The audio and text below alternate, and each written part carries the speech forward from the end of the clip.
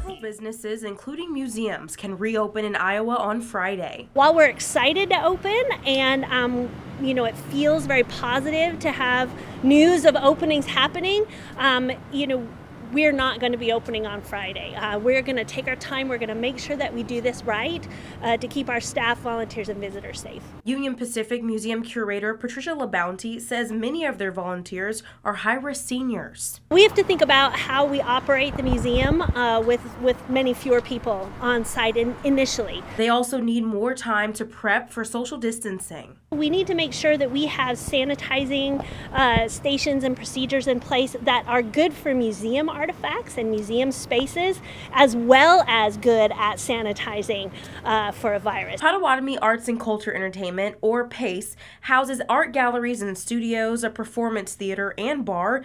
It's also an events venue. It closed just 2 days after its ribbon cutting. We have lost a lot of visitors and patrons just because we want to make sure everybody's safe.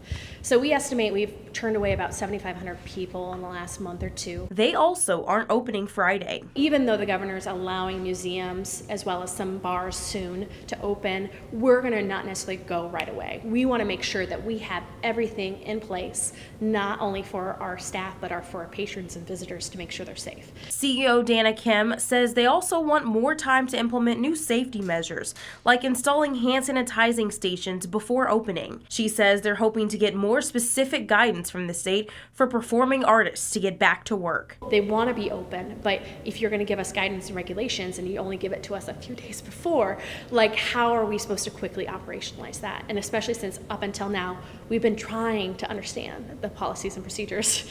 We just, it's our own interpretation at this point. In Council Bluffs, Sydney Gray, 3 News Now.